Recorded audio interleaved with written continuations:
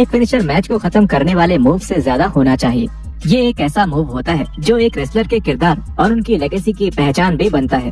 हालांकि फैंस को stone cold stunner और द रॉक बॉटम जैसे फिनिशर्स बहुत पसंद आते हैं, लेकिन ऐसे भी कुछ रेसलर्स रहे हैं जिन्होंने बहुत आम से फिनिशिंग मूव से भी अपने मैचेस जीते हैं। लेकिन इन सुपरस्टार्स ने अपने फिनिशिंग मूव्स को क्यों बदल लिए, इसके पीछे भी कुछ कारण थे। तो जुड़िए हमारे साथ, यहाँ हम बात करेंगे 9 ऐसे WWE फिनिशर्स की जिसे अचानक बदलना पड़ा। Samoa Joe, muscle buster. Band moves की बात करते हुए आगे बढ़ते हैं।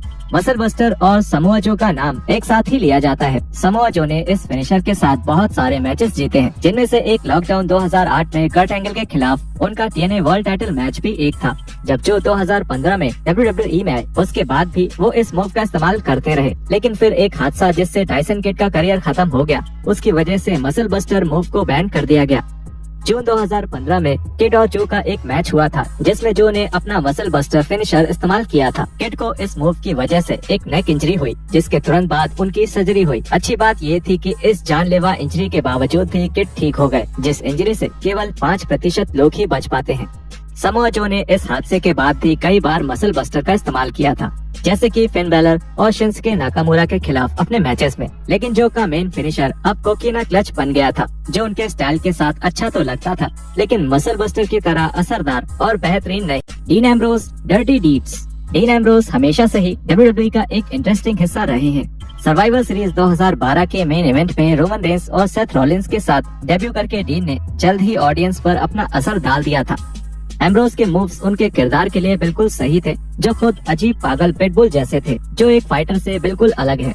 और इसलिए जब उन्होंने अपना ओरिजिनल डर्टी डीड्स, जो एक हेडलॉक ड्राइवर है, ये मूव इस्तेमाल किया, तो सबको ये एक सिंपल फिनिशिंग मूव लगा, जो उनके किरदार के लिए बिल्कुल ठीक था और ये खतरनाक भी लगता था। लेकिन समय के साथ डर्टी डीड्स एक आम सा अंडरहुक DDT बन गया।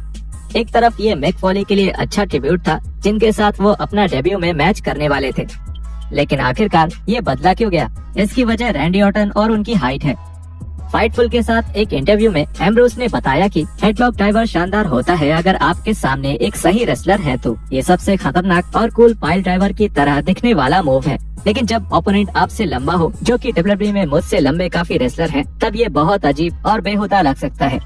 मैंने रैंडी ऑर्टन पर इसे एक बार इस्तेमाल किया था, जिनकी हाइट मुझसे काफी लंबी है, और वो बहुत अजीब था।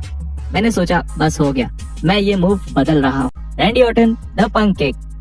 रैंडी ऑर्टन WWE के एक वेटरन है, जिनका करियर कई WWE के कई इराज तक बरकरार था। उनका RKO सबसे फेमस मूव्स में से एक है। ये एक खतरनाक फिनिशिंग मूव है, जिसका इतने सालों में बहुत सारे वर्जन्स हम देख चुके हैं। लेकिन कुछ समय के लिए ऑर्टन ने इससे भी कुछ खतरनाक फिनिशिंग मूव का इस्तेमाल किया था, जो इतना खतरनाक माना जाता है कि विंस मैकमैन ने उस फिनिशर को बैन ही कर दिया था। हालांकि ऑर्टन उस मूव को वापस लाने में कामयाब रहे थे, लेकिन इस बार सेफ्टी का पूरा ध्यान रखा गया था, ताकि ये रिक फ्लेयर और शॉन माइकल्स जैसे रेसलर पर इस्तेमाल किया जा सके, क्योंकि अगर ये मूव थोड़ा भी गलत हुआ तो इससे भारी नुकसान हो सकता है। हिडेयो इटामी, गो टू स्लीप। ये GTS प्रो रेसलिंग के सबसे इनफेमस मूव्स में से एक है, क्योंकि CM पंक ने WWE में अपने करियर के दौरान अकेले ही इस फिनिशर को फेमस किया था। लेकिन केंटो नाम के एक जापानीज रेसलर ने GTS का इजाद किया था।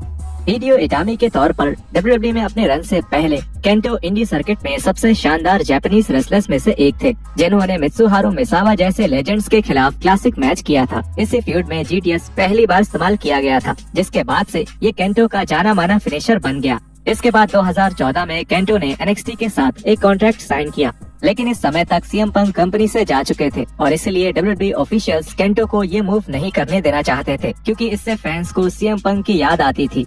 लेकिन समय के साथ ट्रिपल एच ने इस मूव का काफी बिल्डअप किया, और आखिरकार NXT टेकओवर ब्रुकलिन 2 में हिडियो ने ऑस्टिन एरिस पर ये मूव इस्तेमाल किया। इसके बाद से ये इटामी का फिनिशर तब तक बना रहा जब तक उन्हें मेन रोस्टर में नहीं डाला गया। उन्होंने ब्रायन केंड्रिक पर एक बार GTS का इस्तेमाल किया, जिसके बाद केंड्रिक बुरी तरह से इंजर्ड हो गए, जिसकी वजह से इटामी को वापस GTS इस्तेमाल करने की मंजूरी नहीं दी गई। I sports virtual gaming table show पर अपने अपीयरेंस के दौरान ब्रायन केंड्रिक ने इस हादसे के बारे में बात करी, और उन्होंने ये साफ कर दिया कि इस हादसे के बाद इटामी ने उनसे माफी भी मांगी थी, लेकिन WWE ऑफिशियल्स को इससे कोई फर्क नहीं पड़ा, और अगले 4 सालों तक इटामी को अपने ही मूव के इस्तेमाल को बैन कर दिया गया, जिसके बाद 2017 में उन्होंने WWE को छोड़ दिया।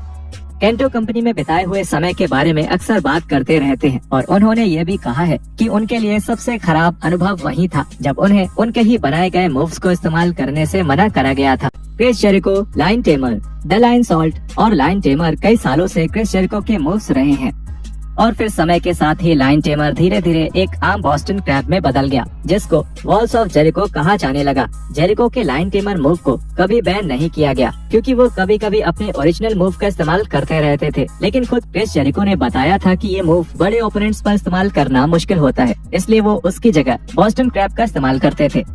और Chris Jericho WCW cruiserweight division में खुद ही काफी बड़े थे, इसलिए उन्हें वहां इस मूव का इस्तेमाल करने में कोई दिक्कत नहीं होती थी। ये समझा जा सकता है कि जेरिको ने WWE के बड़े रेसलर्स की वजह से क्यों अपना मूव सेट बदल दिया, अब भले ही वो बदलाव बॉस्टन क्रैब का एक वर्जन ही क्यों न हो।